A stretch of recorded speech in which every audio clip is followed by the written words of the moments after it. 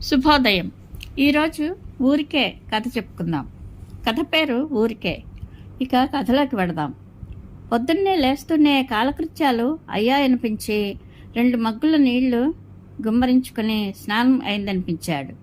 భార్య రత్నమాల ఇచ్చిన లంచ్ డబ్బా చేత పట్టుకుని రోడ్డు మీద కురికాడు ఏకాంబరం. ఆఫీస్ 20 మైళ్ళ దూరం. మార్నింగ్ షిఫ్టే, కానీ అప్పటికే తాను డేట్లో ఉన్నాడు. ఎలాగైనా ఈ మెట్రో పట్టుకోవాలి అని అంటూనే సీజన్ టికెట్తో పరుగున వెళ్ళి మెట్రో స్టేషన్కు చేరుకున్నాడు. చూస్తుండగానే మెట్రో వెళ్ళిపోయింది. మళ్ళీ తను వెళ్ళవలసిన వైపు 20 నిమిషాల వరకు లేదు. స్టేషన్లో ఎటు చూసినా బందు బందు హోరు హోగులే వినపడుతున్నాయి.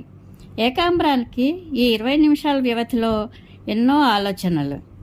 ఆఫీస్లో పని భారం, ఇంట్లో కుటుంబ భారం, కనబడకుండా పెరుగుతున్న అప్పులు, ఆర్జన ఉన్న కలిసిరాని కొడుకొకడు, ఇంకా ఎదుగుతూ అందిరాని కొడుకు కూతురు మరిద్దరు. ఈ ముగ్గురు తమ సంతాన వృక్షం, కోరికల చెట్లు. వెంటనే చికిత్స అవసరమైన భార్య అనారోగ్యం. అయినా బయటకు చెప్పక ఇంటిని మాత్రం ఉన్నంతలో లోటు వినబడనివ్వకుండా కనబడనివ్వకుండా నెట్టుకొస్తున్న గృహిణి. నిజానికి ఆమెకున్న నిబ్బరం సామర్థ్యం తనకు లేవు. ఆఫీస్కు చేరుకున్నాడు. మేనేజర్ తిట్టిన తిట్లన్నీ తామరాకు మీద నీటి బొట్టులాగా తీసుకున్నాడు. ఒత్తిడి ఒత్తిడి ఒత్తిడి. ఆలోచనలు 1000 తేనెతుట్టెల ఒక్కసారి చెదిరినట్టుగా చుట్టుముట్టాయి.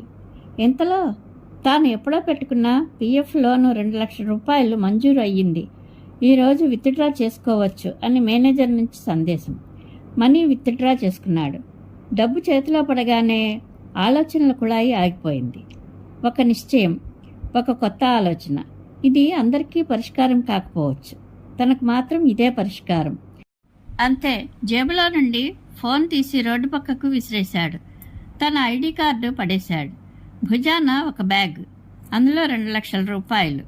అవి తప్ప తనతో ఇంకేమీ లేవు. స్టేషన్కి వెళ్ళి ఢిల్లీకి వెళ్లే రైలు ఎక్కాడు. ఢిల్లీ నుంచి హరిద్వార్ చేరుకున్నాడు. అక్కడ నుంచి గుప్తకాశీకి వెళ్ళాడు. అక్కడ నుంచి జనసంచారం అంతగా లేని ఒక ప్రాంతానికి చేరుకున్నాడు. హమ్మయ్య, ఇకపై తాను ఇక్కడే ఉంటాడు, ఊరికే కొన్నాళ్ళు. ఇలా ఉంటే ఎలా ఉంటుందో కాషాయం కట్టాడు. తను ఆ ప్రాంతానికి వచ్చే 4 ఏళ్లయింది. ఈ 4 ఏళ్లలో చాలా మార్పులు. తనకు ఏమైనా అమర్చడం కోసం ఒక గ్రామీణుల జంట. తను ఉండడానికి ముందుగా ఒక డేరా, అక్కడ నుంచి ఒక పర్ణశాల కట్టుకోవడానికి వాళ్లే నిలబడ్డారు. ఇక కాలక్షేపం కోసం తాను చిన్నప్పుడు క్షుణ్ణంగా చదువుకున్న భగవద్గీత, తనకు వచ్చిన హిందీ, ఇంగ్లీషు బాగా ఉపయోగపడ్డాయి. కొద్ది కొద్దిగా ప్రవచనాలు మొదలయ్యాయి. చూడటానికి, తనతో ఉండడానికి సందర్శకుల రాకపోకలు పెరిగాయి. తన నివాసం ఇప్పుడు ఒక పెద్ద కాంక్రీటు భవంతి. చుట్టూ ఎన్నో నివాసాలు. అందరూ తన శిష్యులు. వారి బాగోగులన్నీ తనవే. అలా ఊరికే ఇల్లు వదిలి వచ్చేశాడు. ఇప్పుడు తన చుట్టూ ఒక ఊరే తయారైంది.